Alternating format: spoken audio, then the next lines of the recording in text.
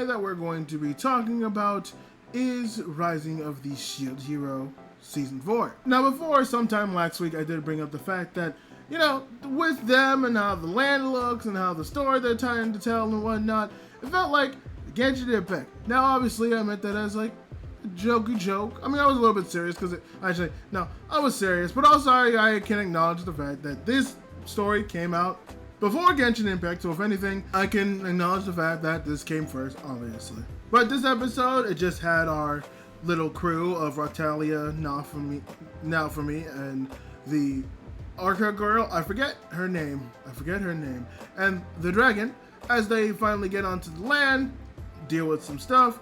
Apparently not supposed to murder any other animals, but her with her quick thinking, which I guess also the Orca, I think as well, is from Kyutenlo. I'm not 100% sure, because she knows the rules really well. I think both her and Raftalia are from Kyutenlo. At least it sounded like it. Because also, as like they deal with the whole thing, a dude who, spoiler alert, I will just spread it. The dude that we see that fawns over Ratalia and the Orca girl is the old master of the dude of the blacksmith who's coming with Naofumi and his team. So, but they're like, we don't know that. They just fawn over them, and then they get what do you call it? Tracked, followed. They get followed, only to realize that there is a small rebellion that is there to go against the emperor and stuff like that. And then they're like, oh, we've been waiting for Raftalia to come back in order to take her rightful place in her family's throne, and you know, explaining that her father was persecuted for the throne, or not persecuted, but was threatened by death with the throne. So it's kind of one of those situations where it's like, yeah, he had to leave for his own, you know, his own safety, because it's like, hey, I can't be being murked off knowing that I have a daughter and my daughter potentially facing the same threat.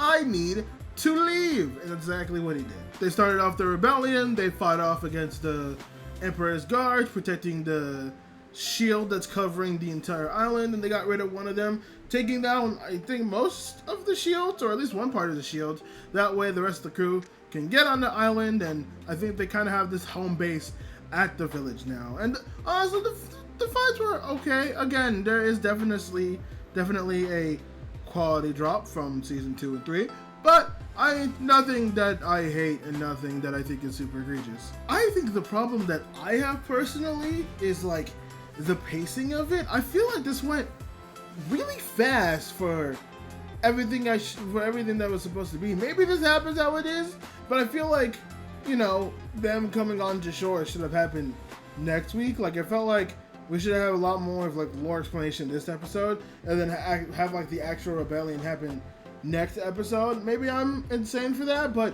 I feel like we're going really far or really fast with this story. I would have to, you know what, I'm very interested. Let me look up how many episodes we have left of Shield Hero, because I don't know if Shield Hero is ending this season or if it's going to be a 24 episode. I would need to check.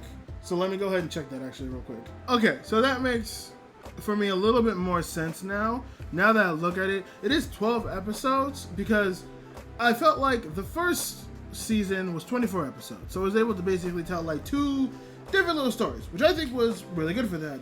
The second and third seasons for Shield Hero, all they were 12 episodes, but they all told a story where it was all one season of the story, right? And if you want to be technical, the Kyutenlo stuff could all be one story.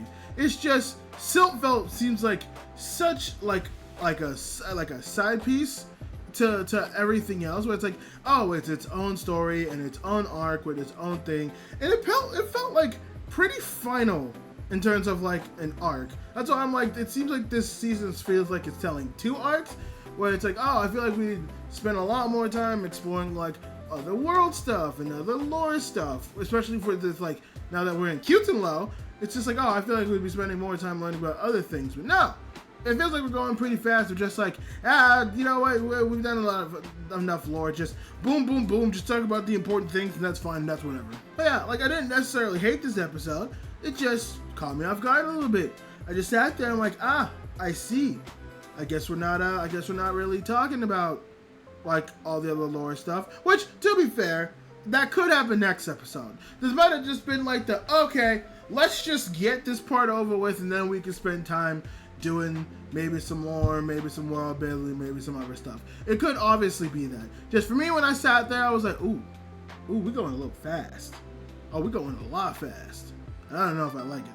But all in all, I mean, it was a fine episode. It was whatever.